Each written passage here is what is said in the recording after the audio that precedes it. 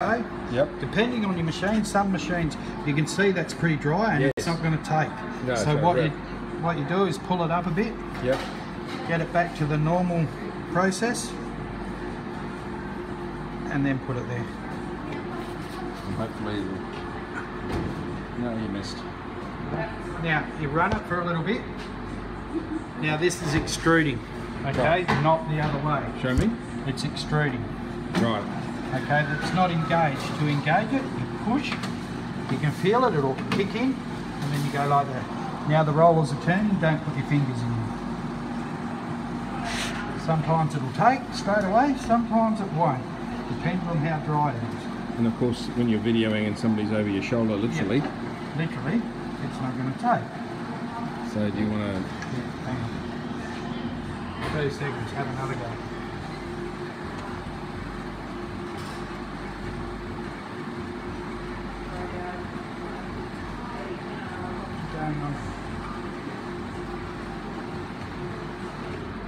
Stop it again and I'll start it. 2 seconds. You need to take it off and actually... No, oh, there you go. I'm not going to, because that'll make it worse, trust me.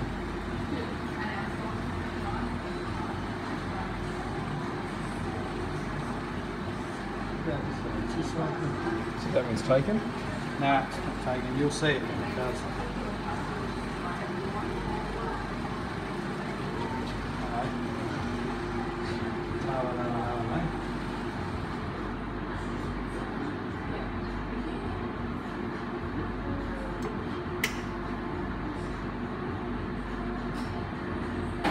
There you go. What did you fail to engage?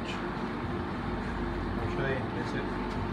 I said it was extruding and I was pushing the wrong one. I was trying to mix it again. Am I rattling you? No, I just made it bleed. No, yeah, Mark. I did. You don't. Let it run out a little bit, obviously, because it's still got dirt and stuff in between. Yep. Thanks, mate. No problem. This is the hopper. Okay. For your fun. Ravioli machine. Oh, right, okay. Yes. So slightly different to the other one. So it's different to the... Yeah, it's slightly different to the gnocchi machine hopper. Yep. Obviously size comes into effect there and the shape and how it fits in. So what's the cheeses again you've got in there? Got a baked ricotta. Yep. A parmesan. Yep. And a feta. And a feta. Now, normally this would do a whole pod, but we're not doing that today for today's experiment. Push it down. Yep. This is where the fun begins, Paul.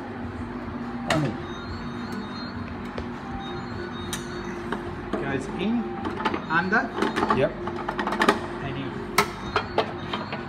Okay, in, yep. Under. That door has to be shut. It will not work. It's got a micro switch, I'm assuming. Yep.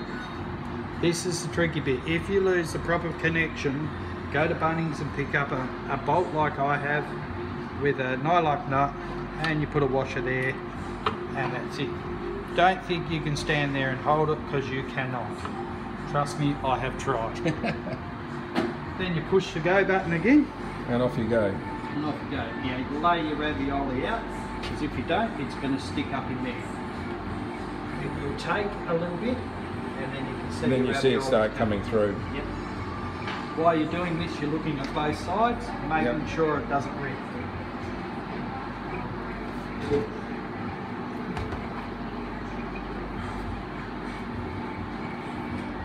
It will tell you when it's stopped, you'll actually hear it. Stop. That's it. That's it. Take the bolt out, take that out, lean it back, lift it, and out. You don't get a lot of wastage, but you do get some. Oh yeah. Nothing really, but yeah. About 20 grams. Yeah. If you're lucky. If you're lucky.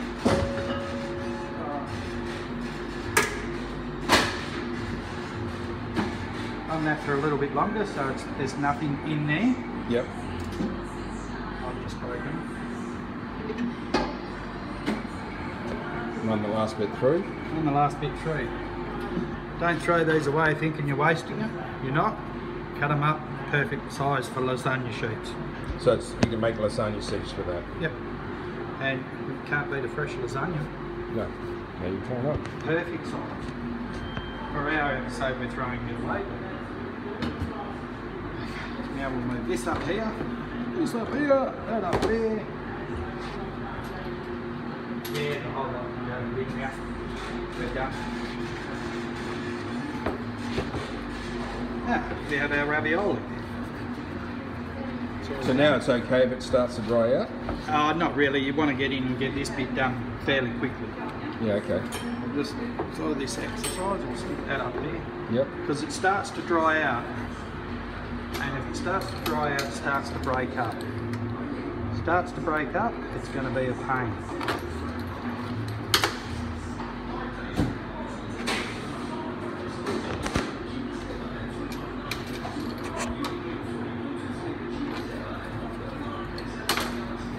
So it's even got the lines? Yeah, it's got your lines if you want to follow your lines, which you do, you follow your lines, but have a decent ravioli cutter as well, so you can keep it nice and neat and tidy. Right. Oops.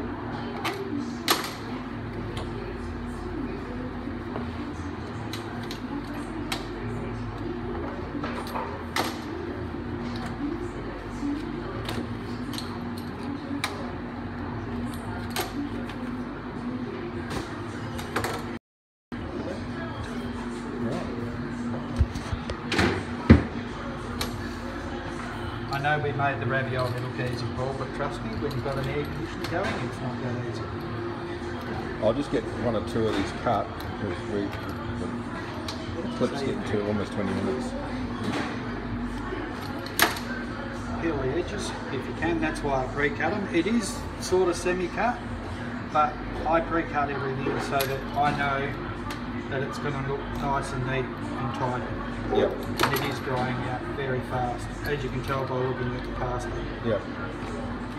It doesn't matter if a ravioli dries out, you need it to a little bit, but There's actually a fair bit of work on the ravioli. yeah, it's a lot of work, but if you're charging an extra $1 for ravioli, you're making a good quid. It's worth doing. Oh yeah. Alright, I cheat, I fold mine over and then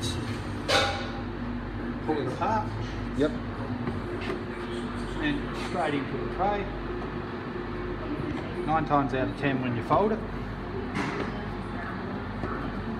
it will break up. If not, just do what I do at the end of it. Pick them up, break them up.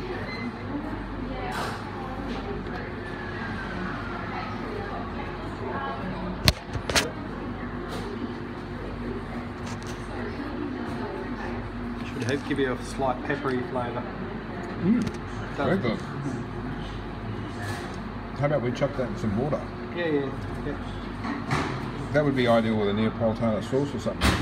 Be really nice. Even just an oil. We might just do oil after. Yep. Yeah. An oil, and that sauce is really nice with it. So this bin's my bin? Yep. It's all yours. Take whatever I want? I'd take the whole tray and all. I think I probably will. Well, we've paid for it all.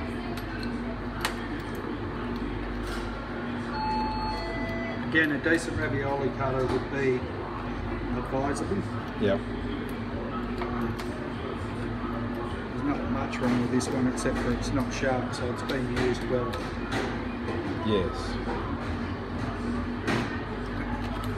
And they're not expensive, so you just... Nah, $5 or $10 from Coles even.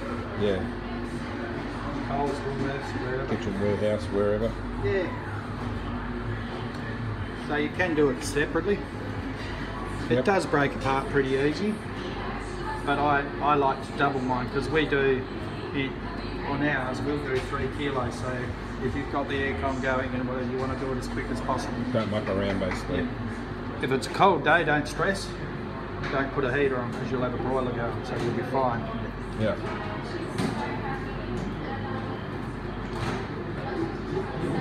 So is there actually pepper in there? Yeah.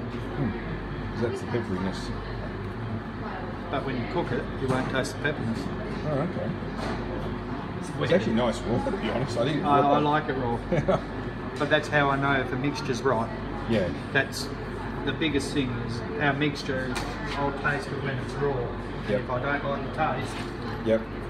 I'll stop making it. So it's like all food. You always, you know, like most chefs, You trial everything. unofficially have teaspoons or big fingers in their Yep. sauces constantly. So as We they do keep track too. of what's going on. But we don't do it in front of people. That's the only difference. And we don't No. put our finger in there, and we use our hand to try things. Well, you're tasting as you're going Yeah. along.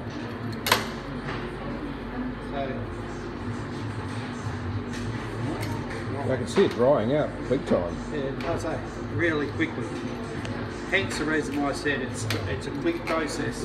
You can make this a little bit moisture, Yep. but the problem with doing that is I tend to find it takes longer to cook. Right. So, And it gets a bit chewier. yeah, not so much. Yeah, it just takes that because if you cook it properly, it doesn't take. You know, when it starts to expand in Yep. a broiler, Yep. you know it's ready. But you know, sometimes it'll take too long.